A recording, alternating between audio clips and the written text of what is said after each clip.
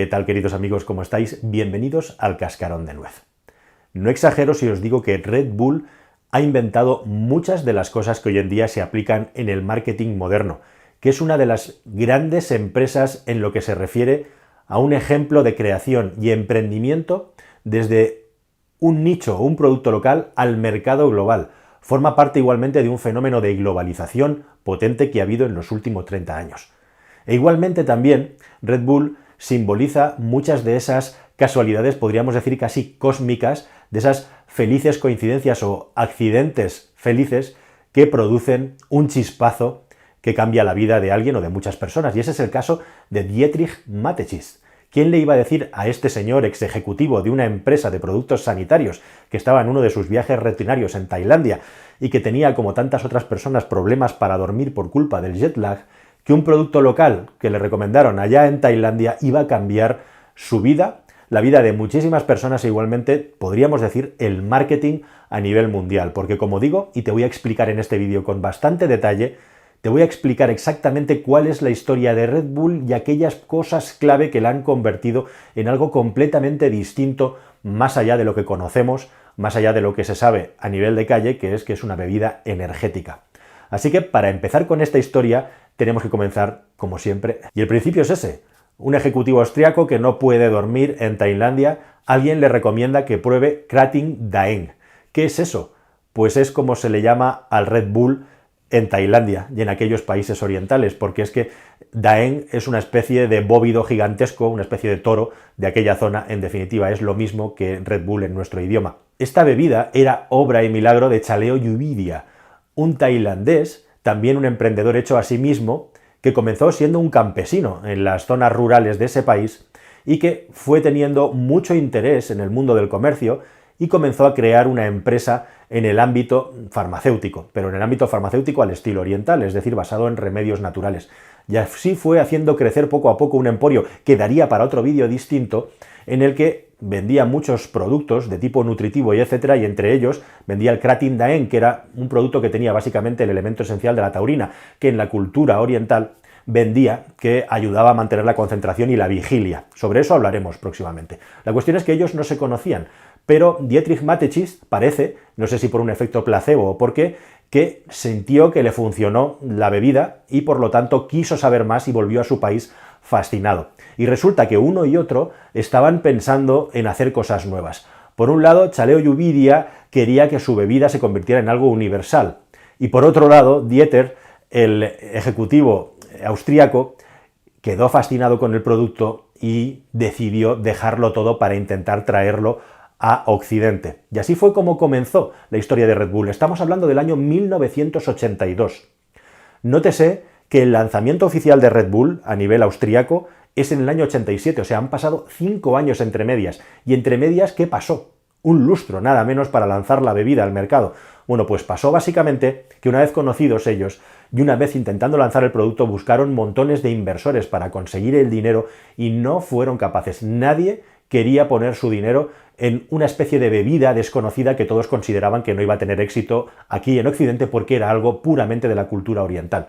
Pero ellos, y especialmente Dietrich, lógicamente creía que este producto sí podía tener mercado en Europa occidental y, por supuesto, más adelante en los Estados Unidos. Así que, como él mismo ha contado en entrevistas, como el mercado no existía, decidieron inventar el mercado ellos. Y como los inversores no los respaldaban, lo que hicieron fue al final juntar $500,000 por cada lado, juntaron $1.000.000 y con eso comenzaron a hacer funcionar Red Bull. Pero la cosa no fue fácil, porque una vez, después de haber dedicado muchísimo tiempo a conseguir el dinero y a cambiar la fórmula para hacerla atractiva al gusto de los occidentales, eso les llevó mucho tiempo encontrar el lugar donde producir y finalmente crear una mínima red de distribución para empezar. 5 años, se encontraron con otro problema cuando lanzaron el producto en Austria, y es que lo prohibieron en Alemania. Lo prohibieron en Alemania por ser un producto que podía ser perjudicial para la salud, y de esto os voy a hablar también ahora. Y esta justamente es la segunda cuestión o el segundo accidente afortunado que tuvo Red Bull a lo largo de su historia.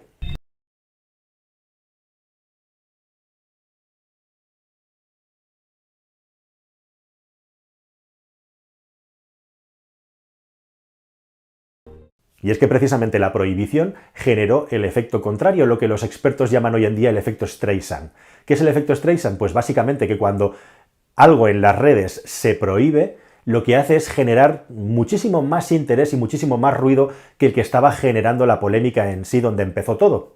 En este caso, Barbra Streisand denunció a un fotógrafo porque hizo unas fotos en helicóptero de su mansión que tenía a la venta, y lo que hizo todo el mundo es intentar encontrar y ver las fotos de Streisand. Pues con el Red Bull pasó lo mismo. Miles de personas cada día cruzaban de Alemania a Austria para comprar cajas de botellas de Red Bull para consumirlas o venderlas en aquel país. Y ese producto cogió el halo de misterioso, también como le ocurre a las sustancias estupefacientes, que siempre tienen algo de especial o atractivo por el hecho de estar prohibido. ¿Qué es lo que tiene de especial que no me dejan, que no me quieren dejar probarlo? Yo quiero verlo, yo quiero sentirlo. Esa fue la mejor campaña de marketing de la historia de Red Bull, al menos en ese momento, porque le permitió coger una fama gratuita absolutamente, adquirir una fama que hasta entonces no había podido tener. ¿Y por qué lo prohibieron en Alemania? Bueno, pues básicamente porque Red Bull, como bien sabéis, es un producto que además de la taurina, que según los estudios científicos occidentales no tiene un efecto realmente en la estimulación y en la concentración, yo no digo ni que sí ni que no, hablo de lo que dicen los estudios, tiene altísimas concentraciones tanto de azúcar como de cafeína. Y uno de los problemas del Red Bull, justamente, que también se prohibió en Francia, es que lo consumen personas muy jóvenes y a veces con latas muy grandes. Hay una normativa europea que no permite consumir o que un producto tenga más de 300 miligramos de cafeína por cada consumición. Y eso es lo que se considera ya como tóxico o negativo para que pueda alterar nuestro organismo perjudicialmente. Una lata de medio litro de Red Bull se acerca peligrosamente a eso, pero no llega a eso. La cuestión, además, es que el Red Bull, como os voy a contar ahora, en la tercera coincidencia afortunada, el tercer accidente afortunado, se utilizó mucho para una actividad en la que los efectos del Red Bull podían provocar una intoxicación en las personas, y eso fue justamente lo que ocurrió. Porque ¿qué es lo que hizo Red Bull? Primero de todo, había creado un producto nuevo, la bebida energética, que no existía. O sea, se estaban inventando efectivamente un nicho de mercado que hasta entonces nadie había ocupado. Terreno desconocido. Barro, absolutamente fango, fresco, sin pisar. Así que ahora tenían que encontrar a los clientes. ¿Y los clientes quiénes eran? Pues personas que les gusta las emociones, que les gusta vivir al límite, que les gusta experimentar cosas nuevas, personas jóvenes sobre todo.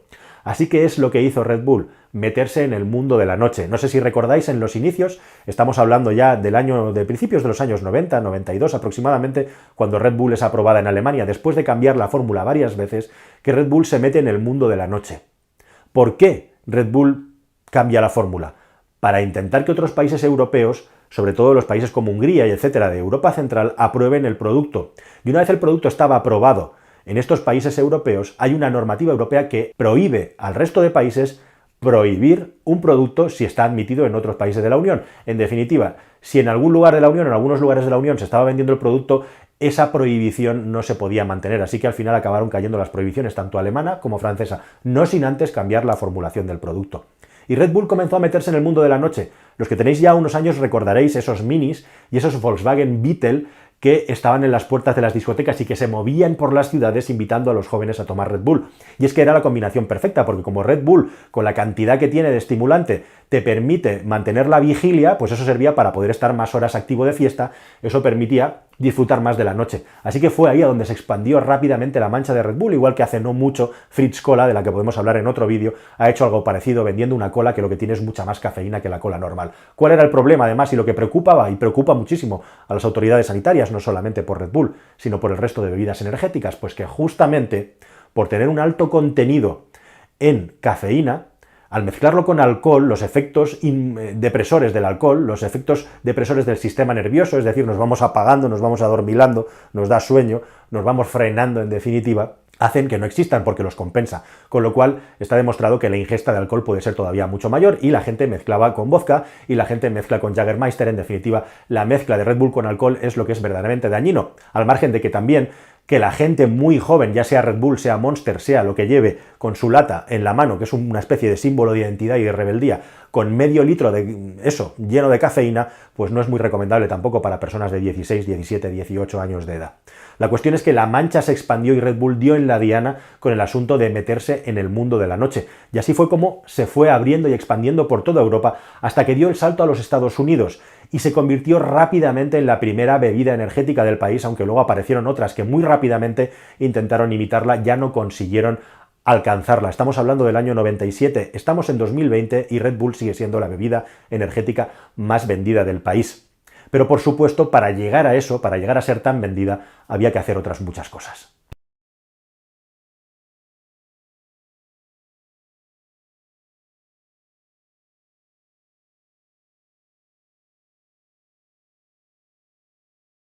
Y es que algo de lo que Red Bull hizo y que no inventaron ellos, pero que es muy interesante y se utiliza en otras muchas cadenas de valor del mundo del comercio, por ejemplo, también en el mundo del automóvil, es el hecho de que Red Bull subcontrataba y subcontrata absolutamente toda su producción.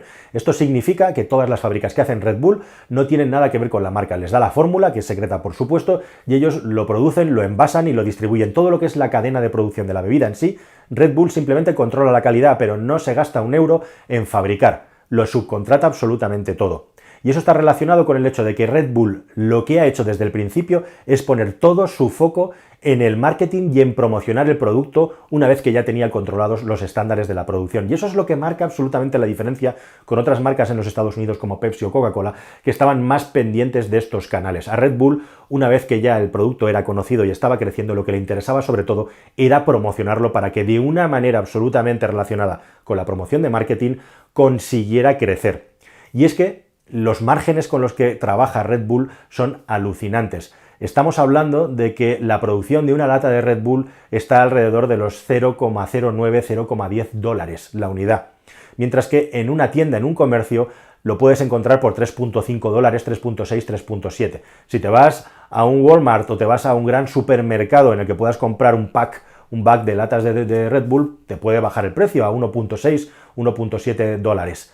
Bastante menos, pero estamos hablando de 0,09, 0,10, estamos hablando de unos márgenes todavía tremendos. ¿Y qué es lo que hace Red Bull? Se calcula que aproximadamente un tercio de los beneficios de todo el dinero que le llega lo gasta en marketing directamente. Esta es una filosofía que hacen otras muchas marcas en otros segmentos, también en el mundo de los lubricantes, por ejemplo, marcas tipo Pennzoil o Motul, hacen exactamente lo mismo, derivar absolutamente todo el esfuerzo a la parte del marketing y la parte de la producción directamente subcontratarla al mejor postor, siempre, por supuesto, manteniendo unos estándares de calidad. Y es así, exactamente así, como Red Bull rápidamente se expande en los Estados Unidos, ya no solamente en el mundo de la noche. ¿Qué mercado podemos conquistar ahora que este ya lo tenemos controlado para seguir creciendo? Nuestro producto invita a la aventura e invita a lo extremo, a lo radical. Ahí es a donde Red Bull explota en un momento, además, en el que el mundo de la publicidad estaba por otra vía, por otro camino.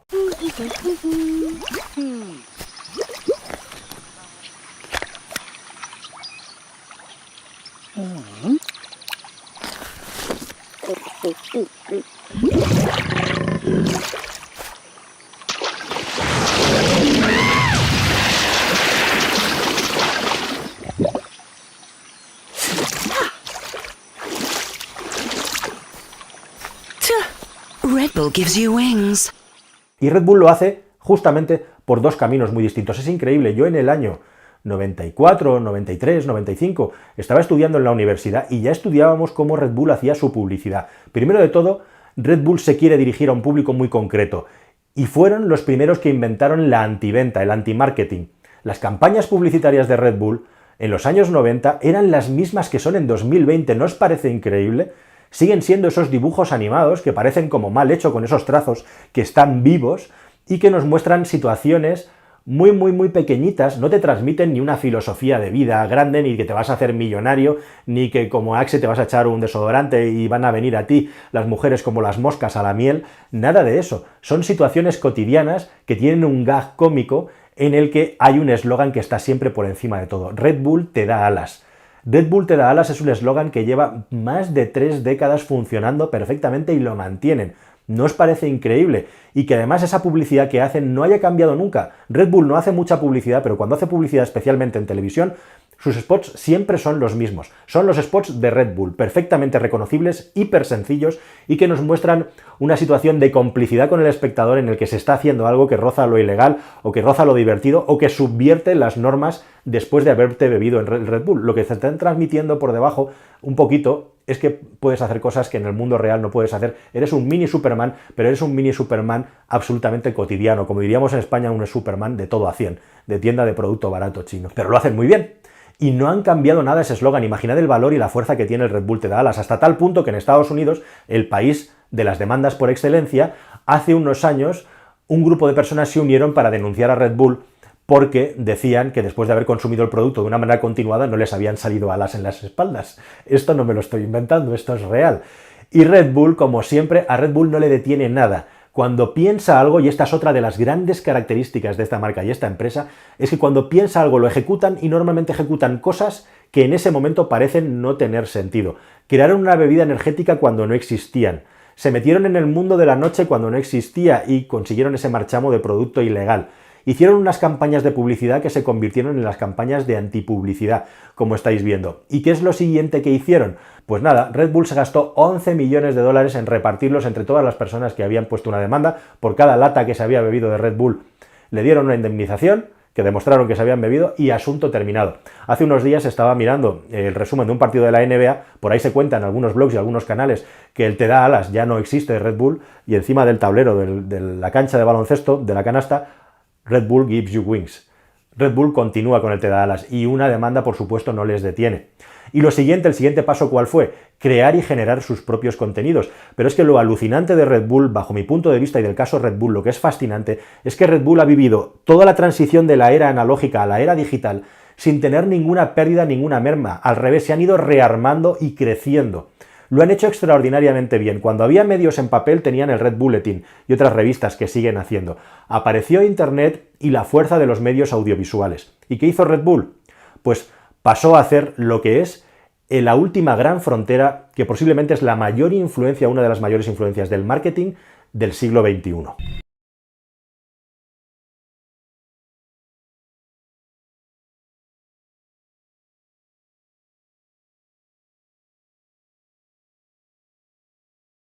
Como bien sabréis, el patrocinio tradicional o la sponsorización o la publicidad tradicional es una marca, quiere promover un producto, un servicio o la propia marca, contrata a una agencia que le hace un diseño de la publicidad, esa agencia de publicidad contrata con una agencia de medios, que es la que diseña los impactos, cómo se van a repartir en los distintos medios de comunicación o medios de transmisión de la publicidad, se hace una inversión y al final se mide el retorno. Bueno, esta forma de hacer la publicidad o la comunicación tradicional está cambiando rápidamente en los últimos tiempos y Red Bull comienza haciendo sus propias publicaciones. ¿Para qué vamos a poner anuncios en las revistas, que también los hacemos, si lo que queremos es llegar a un público específico y nosotros mismos podemos hacerlo mejor que nadie porque nos interesa a nosotros lo que queremos comunicar y lo sabemos mejor que nadie? Así que creamos nuestras propias revistas. ¿Y el siguiente paso cuál es? Crear nuestro propio pool de comunicación, nuestra propia productora. Y empezamos a hacer nosotros nuestros vídeos en un momento en el que el mundo se está digitalizando y los contenidos se están pasando a nivel internacional en televisión. Y en segundo término llegamos a los medios online. Y a continuación lo tercero que es, después de patrocinar y después de crear tú los propios contenidos o sponsorizar a los deportistas que a ti te interesa, pues lo tercero es crear tú el evento, ser tú mismo el evento, no poner un cartelito en tal carrera, sino directamente participar en la carrera, equipo Red Bull de Fórmula 1, equipo de fútbol de Red Bull, tiene 5 equipos de fútbol, o directamente, si no existe, organizar tú el campeonato. Campeonato del mundo de Fórmulas 1 de aviación, de acrobacias. Campeonato de a ver quién hace el cacharro más loco para saltar al mar.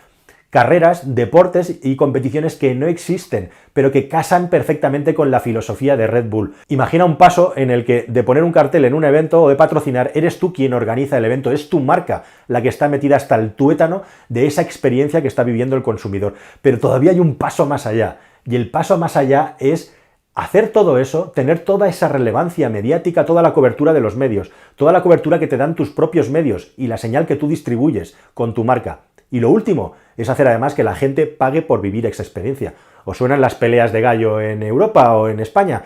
Esas competiciones de raperos en las que riman improvisando. ¿Os suenan otras muchas cosas como conciertos o eventos en los que hay que pagar para entrar? Esto ya es lo último, o sea, crear tu propio evento o tu propio medio de comunicación, que la gente lo consuma y que además lo puedas comercializar y ganar dinero con el propio evento aislando completamente lo que es el valor de la imagen de marca en los impactos que has generado en el público y también el aumento del consumo relacionado con eso. Ahora es algo muy habitual que una cadena de radio o que una marca de lo que sea organice un evento, un concierto, y es que Red Bull lo que ha hecho mucho es algo que luego la industria de la música ha hecho también. Se dejaron de vender discos y ahora la industria de la música, aparte del streaming, que son las migajitas, vive de crear conciertos y organizar conciertos. Malos tiempos ahora, pero vive de eso. Red Bull hace exactamente lo mismo, generan ellos mismos las propias experiencias. Y ya no solo eso, lo que tienden es a cubrir el ecosistema entero de la experiencia. Red Bull tiene 5 equipos de fútbol repartidos por todo el mundo. O la escudería de Fórmula 1. Ya no se conforman con tener una escudería de Fórmula 1, tienen una segunda, Alfa Tauri, ahora para la línea de ropa de Red Bull, pero es que además tienen su academia de pilotos y compiten también en las categorías inferiores. Con lo cual, todas aquellas personas que apadrinan porque tienen un talento, tienen 800 influencers, 800 deportistas extremos o de cualquier tipo patrocinados Red Bull hoy en día, los acompañan desde el inicio de su vida hasta el final. Y esa persona que empieza siendo un adolescente, casi un niño, es un activo, que va creciendo y va generando ingresos, y lo hace en el entorno de Red Bull. Mirad lo que ha pasado con la Fórmula 1, es un ejemplo palmario. Muchos de los pilotos de Red Bull nacen dentro de Red Bull y terminan su carrera dentro de Red Bull, y entre medias se ha hecho una valorización total. Así que ese ecosistema en el que no solamente organizas el evento, sino que además tienes propiedad y participas en el mismo, ya sea organizándolo tú por un lado o ya sea participando con tu propio equipo, da muchos beneficios a la marca. Y como veis aquí ya, la imagen de marca es un valor más, la publicidad para consumir Red Bull es un valor más. Aunque parezca increíble, Red Bull en los últimos años ha comprado muchísimos deportistas, la imagen de muchísimos deportistas, ha comprado muchísimos clubes deportivos, y eso, aunque no da un beneficio directo, tiene un grandísimo valor, tanto para la marca como para si el día de mañana tiene que venderlo, como el equipo de fútbol, por ejemplo, de Nueva York, que compró por 25 millones de dólares y hoy en día está valorado por más de 250 millones de dólares. Impresionante. Si eso os impresiona, lo siguiente es que, por ejemplo, Red Bull en el año 2006 fue la primera marca para sponsorizar a un jugador de videojuegos. Los eSports, que hoy en el año 2020 tienen un boom de patrocinios y mueven muchísimo dinero, Red Bull ya estaba en ello en el año 2006. Así que, ¿qué es lo siguiente con lo que nos va a sorprender esta marca? Un evento, por ejemplo, como el lanzamiento del paracaidista desde prácticamente el espacio, Felix Baumgartner, costó 50 millones de dólares. Con 50 millones de dólares simplemente para lanzar a una persona desde un paracaídas y transmitir la señal a todo el mundo. Lo estuvimos viendo en nuestras casas como la llegada del hombre a la luna, aquellos que ya existieran en esos tiempos.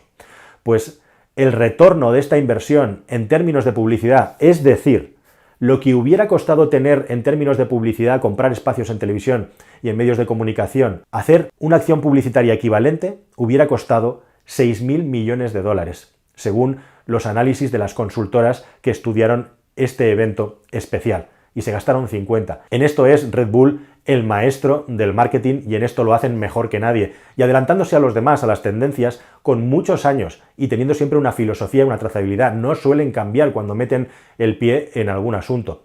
En los últimos años las ventas de Red Bull se han ido aplanando porque es que están ya en todo el mundo. Estamos hablando de 7.500 millones de latas vendidas, que es más o menos la cantidad de seres humanos que hay en el mundo actualmente, es decir, que venden prácticamente una lata de Red Bull por cada persona, aunque lógicamente muchas de las personas no lo consumimos.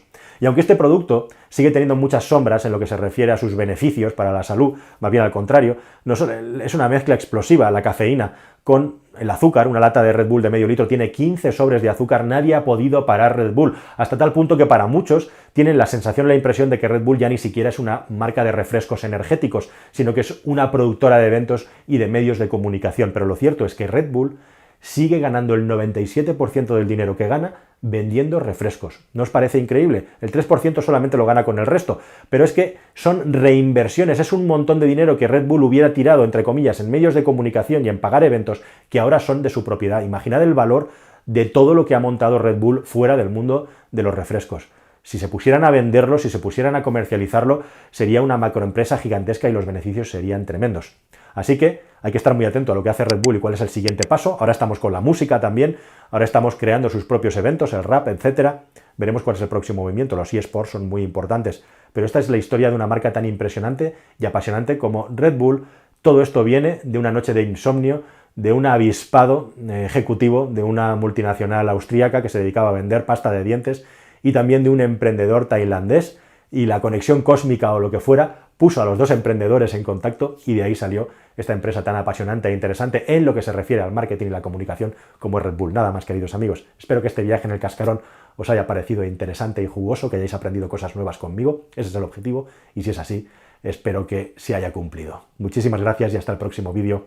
Adiós, amigos.